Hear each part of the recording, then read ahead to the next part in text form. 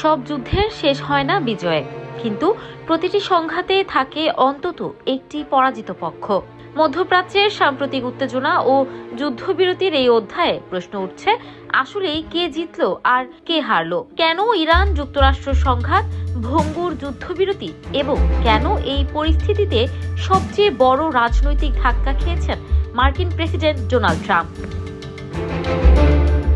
যুদ্ধবিরতি হলেও শান্তি এখনো অনিশ্চিত। লেবাননকে এই চুক্তির আওতায় আনা হবে কিনা তা নিয়ে মতবিরোধ রয়ে গেছে।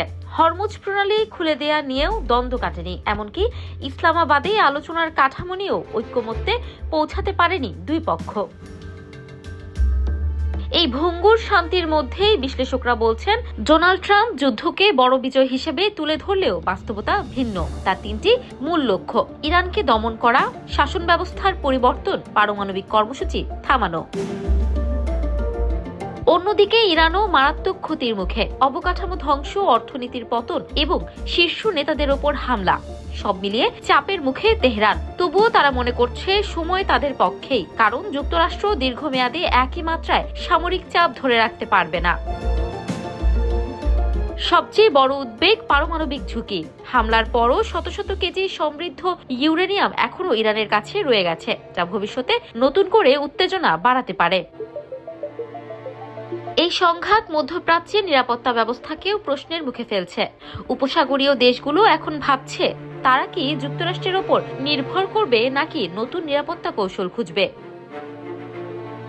বিশ্লেষকরা আরও বলছেন, এই যুদ্ধ একটি গুরুত্বপূর্ণ বার্তা দিয়েছে। শুধু সামরিক শক্তি দিয়ে দীর্ঘমেয়াদী সমাধান সম্ভব নয়। ডোনাল্ড ট্রাম্পের কড়া ভাষা ও আগ্রাসী অবস্থা যুক্তরাষ্ট্রের নৈতিক অবস্থানকেও প্রশ্নবিদ্ধ করেছে। আন্তর্জাতিক আইন ও কূটনীতির জায়গা সংকুচিত হলে শক্তির সীমাবদ্ধতা আরও স্পষ্ট হয়ে উঠেছে।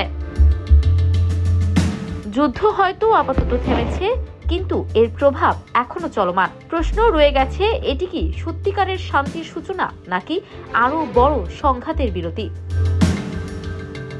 ইফফাত আর আইরিন, ক্যাম্পাস টাইমস।